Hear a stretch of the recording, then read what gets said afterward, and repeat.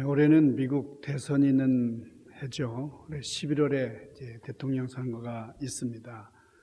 오늘 11월에 있을 미국 대통령 선거를 앞두고 공화당의 도널드 트럼프 후보와 민주당의 카멜라 해리스 후보 간의 아주 치열한 선거전 경합이 정말 진행되고 있습니다. 유권자들은 11월 5일 차기 대통령을 선출하기 위해서 투표소로 향할 예정입니다. 이제 도널드 트럼프의 2기가 될까, 두 번째 임기가 될까, 아니면 미국 최초의 여성 대통령 시대가 열릴까 하는 이 질문에 모든 관심이 쏠리고 있습니다. 좋은 대통령, 정말 우리가 살고 있는 이 미국, 전 세계를 참 영향력을 끼치면서 좀 많은 사역을 감당하고 있는 이 미국에 정말 경륜 있는 훌륭한 대통령이 선출될 수 있기를 바랍니다. 참 세상이 많이 바뀌었습니다. 제가 이제 코스코라든지 미국 대형 백화점 같은 데 가보면은 한국 제품들이 입구서부터 쭉 나열이 되어 있어요. 삼성 TV라든지 LG 냉장고라든지 컴퓨터 부품을 사러 갔더니 삼성 반도체가 제일 비싸요. 길가에는 기아 자동차, 현대 자동차들이 줄지어서 다니고 있습니다.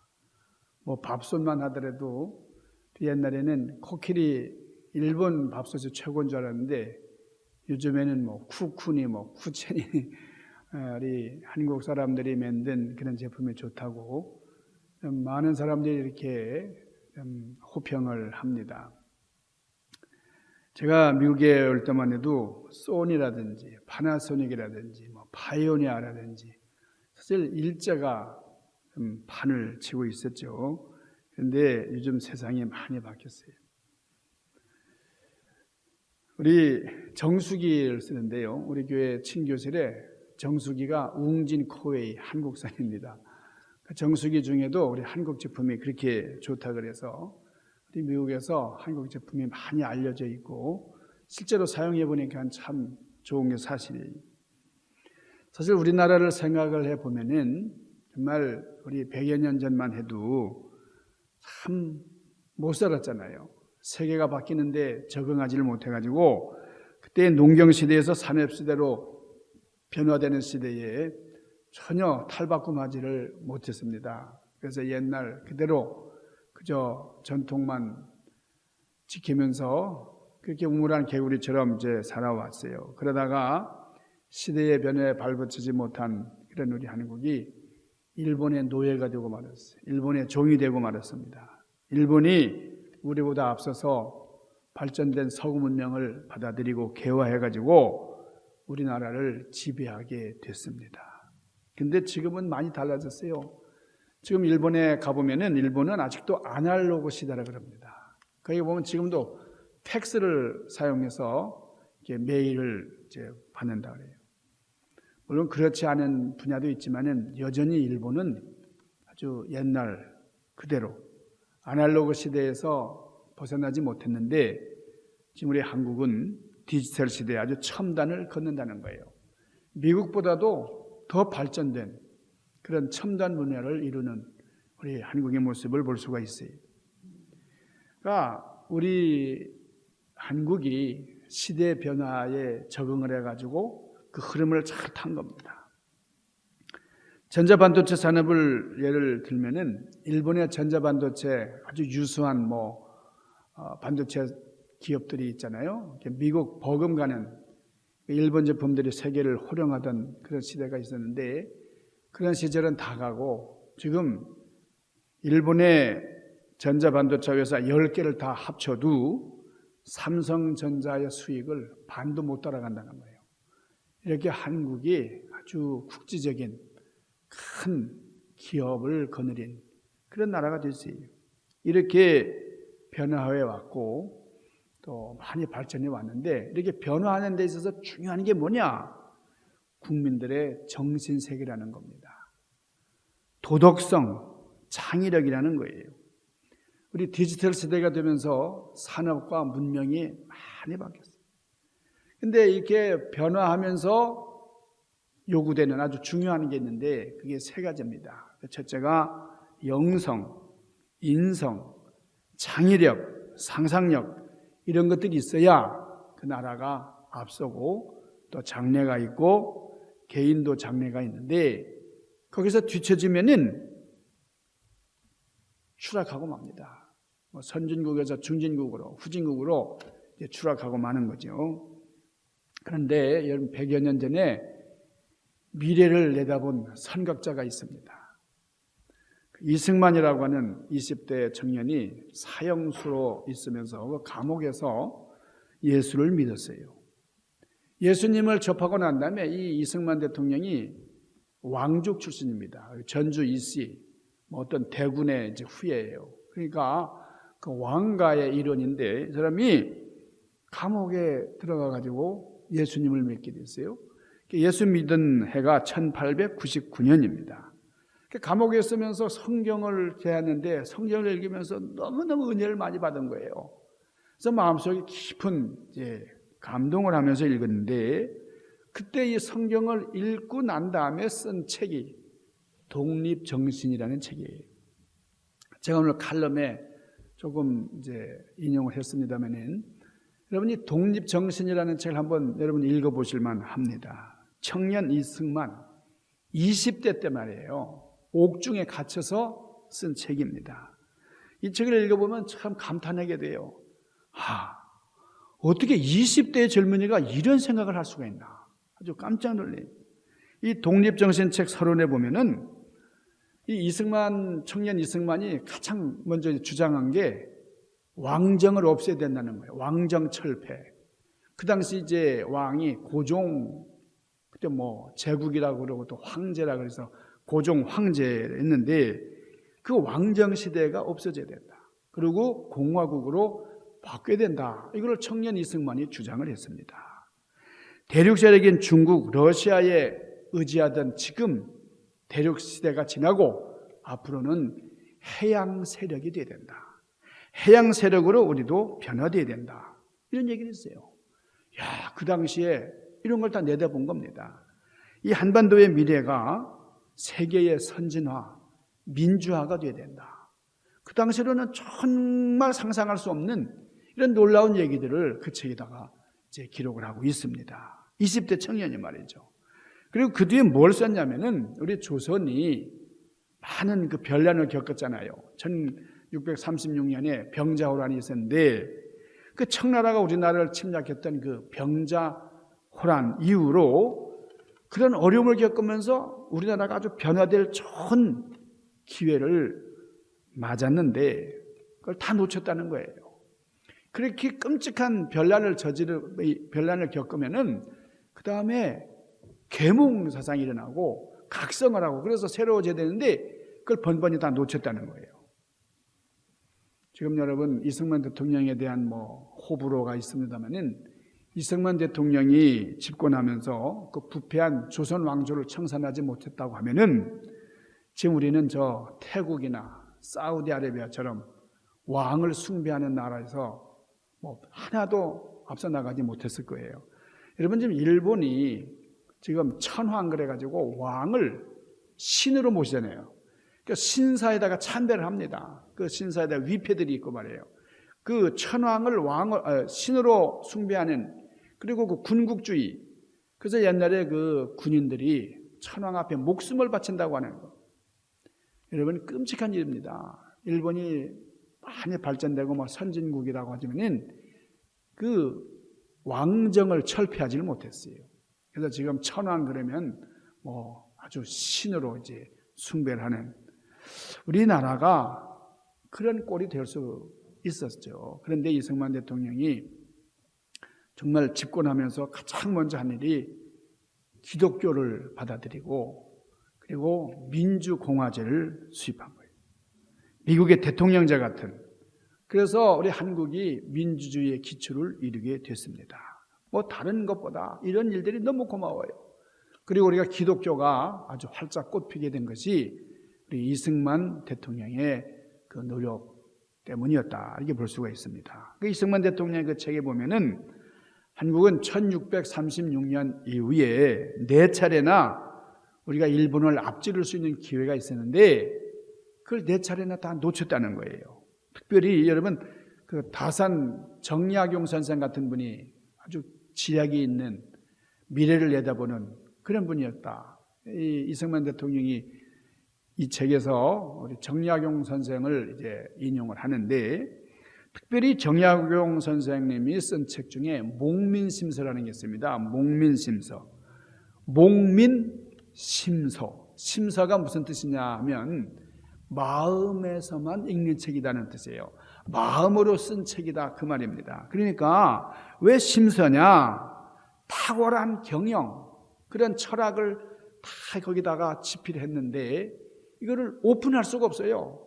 그 당시 사회가 그리고 그 당시 그 정권이 말이죠. 이런 걸 허용을 하지 않기 때문에 그냥 마음으로만 기록했다는 거예요. 그래서 국가 경영에 대한 탁월한 경연을 가지고 있지만은 그걸 실현할 수가 없어서 마음으로만 쓴다. 그래가지고 목민심서입니다. 이 목민심서는 정약용 선생이 백성을 다스리는, 그러니까 목민이라는 게 백성을 다스리는 그런 교훈이거든요. 그러니까 그것을 마음으로 쓴 책이다. 이 다산 정약용 선생이 전라남도 강진에서 유배 생활했습니다. 귀양 생활하는 동안에 거기서 쓴 책이 이제 목민심서인데, 그냥 내가 목민할 수 있는, 백성을 잘 이렇게 다스리고 잘 살 수 있는 나라가 부국 강병의 길을 알고 있지만은 펼칠 수가 없어요. 그 당시 시대적인 상황이나 그리고 그 정황이 참으로 어려운 그런 시대이기 때문에 그냥 마음으로만 뜻만 있지 이것을 펼칠 수 있는 그런 형편이 못 됐기 때문에 그냥 목민심서다 이렇게 이름을 붙인다. 이렇게 정약용 선생님이 그 서론에서 그렇게 기록을 해놨습니다. 참 안타까운 일이죠. 이승만 대통령이 20대 청년 때에 이 목민심서를 읽고 감탄을 한 거예요. 우리가 이 목민심서, 이렇게 정약용 선생 같은 훌륭한 분의 그 경륜을 받아들이고 이걸 정책에 반영을 하고 그리고 나라가 집행이 됐다 그러면 우리는 굉장한 발전을 이룬 선진국이 되어 있었을 것이다. 그런데 그걸 하지 못해가지고 그 경륜을 실천하지 못해가지고 위대한 선각자들이 있었지만은 그 뜻을 펴지 못하는 나라. 그래서 우리는 일본의 종이 되고 말았다. 그런 훌륭한 선견자가 있고 경륜이 있는 사람이 있다 할지라도 그 사회가 부패하고 그 국가가 활용하지 못하면 소용없는 일이다. 이승만 대통령의 청년 시절에 이런 소신을 피력을 했어요. 그 책을 읽으면서 제가 참 공감을 했고 많이 놀랐습니다. 지금 한국의 이제 대통령이 우리가 참 많이 기대를 했잖아요. 근데 지금 부인의 처신 때문에 인기가 땅에 떨어져가지고 어떻게 좀 계속 정치가 좀 계속 가동이 될 수 있을까 싶을 정도예요. 그 부인의 스캔들 때문에 국가 경영에 참으로 어려움이 많습니다. 이승만 대통령 같은 우리 박정희 대통령 같은 이런 경륜이 있는 지도자가 나와서 우리 나라를 이제 통치해야 그런 경륜이 있는 지도자들이 참으로 필요할 때다. 그렇게 생각을 합니다. 그래서 우리 이번에 미국에 그 11월에 선출되는 대통령도 정말 경륜이 있는 그런 훌륭한 분이 대통령이 되도록 우리는 기도해야 되겠습니다. 근데 이 에베소서 1장과 3장에 이 경륜에 대한 얘기가 나와요. 경륜. 제가 필라델피아에서 목회할 때 그 집사님 한 분이 이경륜이라는 분이 있어요. 이경륜 집사님. 그분이 나타나기만 하면 경륜 있는 성도님 오시네. 경륜 있는 오시네 그랬는데 여러분이 경륜이 참으로 필요해요. 에베소서 1장 9절 말씀. 우리가 성경을 깊이 읽고 성령 받아서 개인과 교회와 나라와 그리고 미래에 대한 경륜을 가지는 이 일이 참으로 중요해요. 그런 지혜가 있어야 돼요. 근데 우리가 한계가 있습니다. 우리가 그렇게 폭넓게 깊이 생각하기가 참 쉽지가 않아요. 누구든지 내 중심으로 생각하잖아요. 나 본위로 생각하잖아요. 내 가족이 먼저잖아요. 교회 그래도 뭐 우리 교회, 내 교회 이게 먼저잖아요. 그러나 우리는 본질적인 것을 먼저 생각을 하고 하나님의 뜻이 무엇인가를 생각하면서 우리 하나님의 경륜을 이루기 위해서 부단히 노력을 해야 되겠습니다. 오늘 에베소 1장 9절 말씀, 그 뜻의 비밀을 우리에게 알리셨으니 이는 그리스도 안에서 때가 찬 경륜을 위하여 예정하신 것이요. 그랬어요. 이는 그리스도 안에서 나타난 뭐예요? 경륜이라. 경륜. 이 경륜이란 말이 이 헬라어로 오이코노미아. 그런데 오이코노미아. 이 오이코노미아라는 말은 두 단어가 합성된 말입니다. 하나는 오이코노모스. 이게 집이라는 뜻이에요. 오이코노모스. 이래 건물. 이게 오이코노모스예요. 그래서 다른 하나는 경영하다, 관리하다라는 네모라는 뜻이에요. 네모.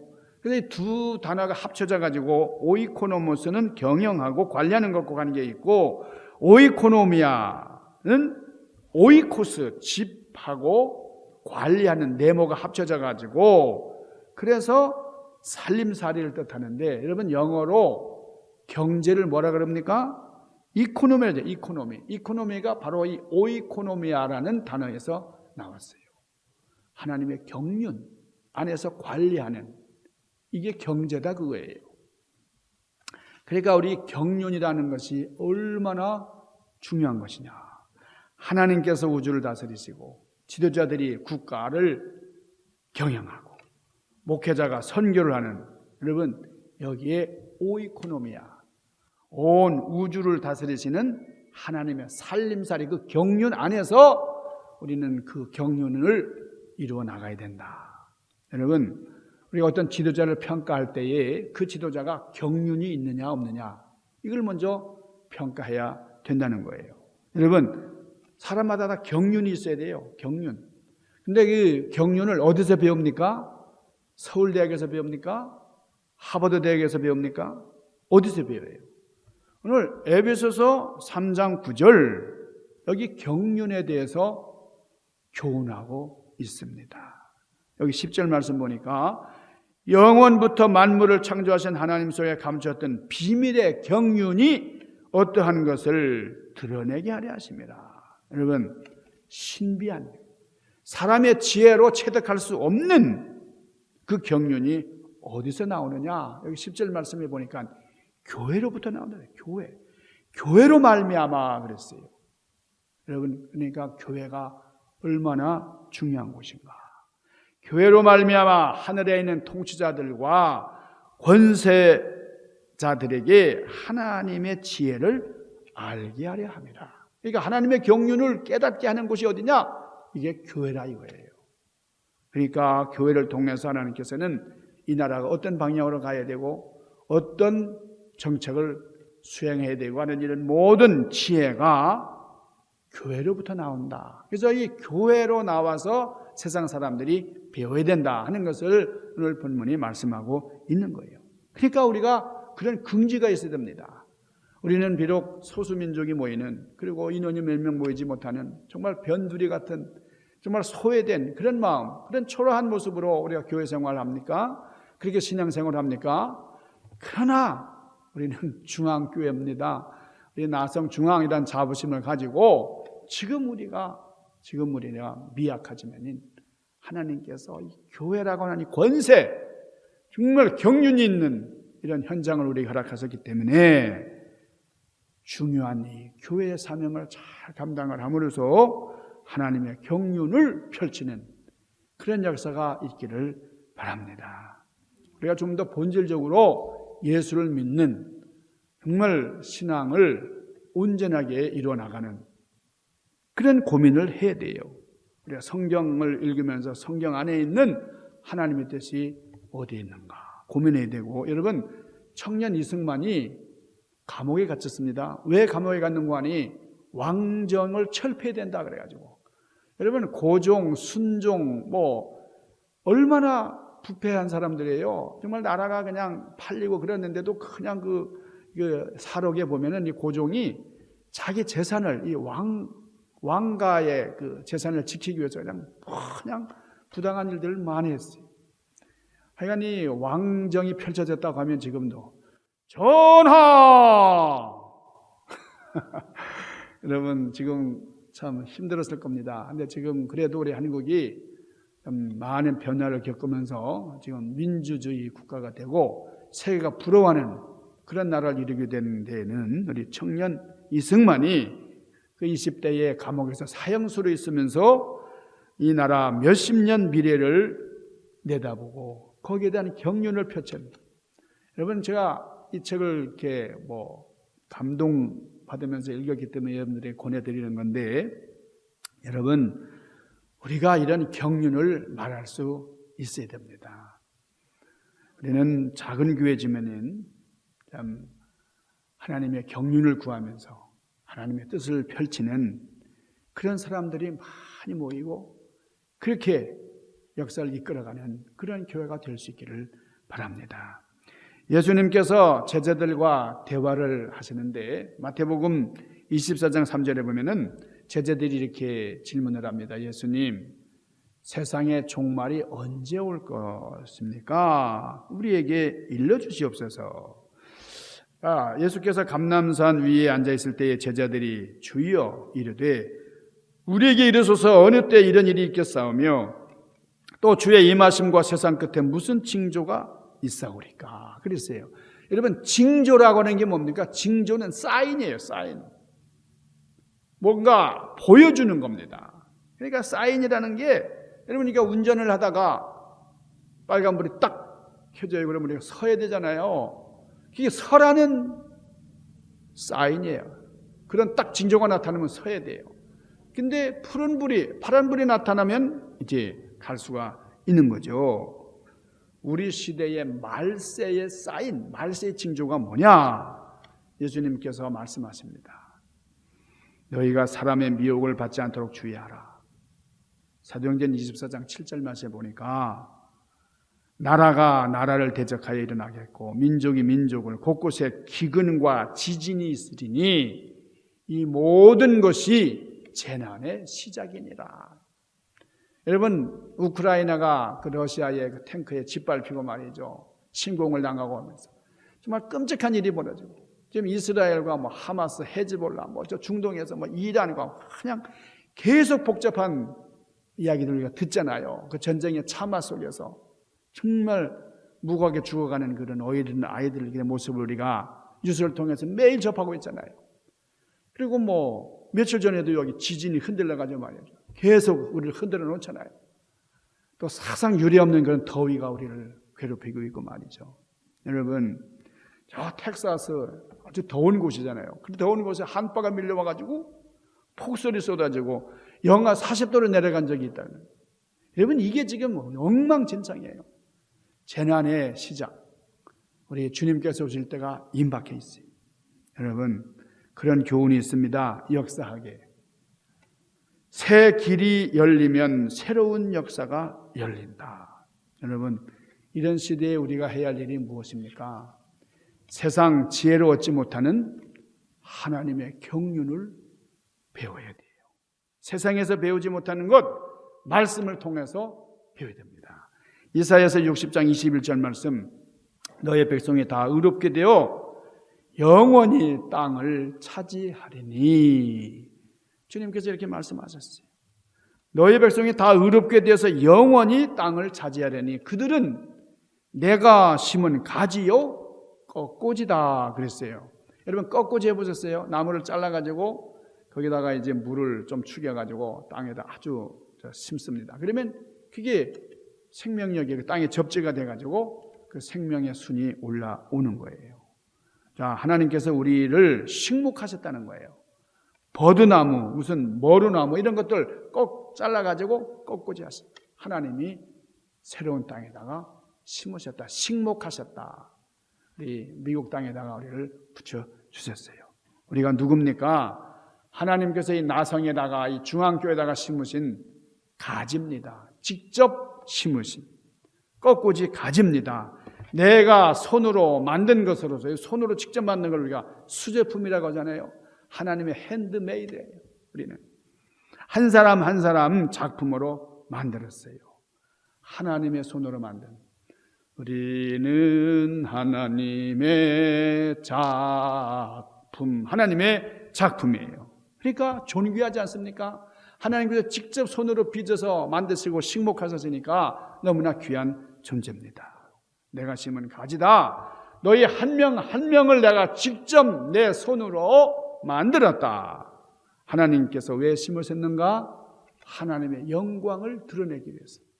하나님의 영광을 나타내도록 우리를 여기다 심으셨어요. 사랑하는 여러분,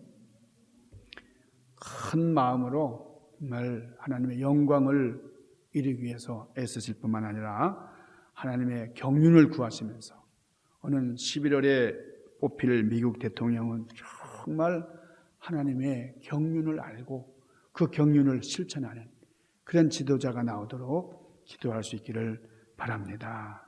모쪼록 우리 중앙교 성도님들은 하나님의 구원 경륜을 알고 그 경륜을 실천해 나가는 많은 영혼들을 구원하는 시대의 사명자들이 될 수 있기를 주님의 이름으로 간절히 축원합니다. 기도하십시다. 걸어가신 아버지, 신령하신 주님, 때가 찬 경륜의 때가 왔습니다. 아버지, 이런 시대적인 징조를 보면서 하나님 말세의 종으로 책임적인 사명을 감당하는 우리 위대한 신앙의 주인공들이 되도록 인도하여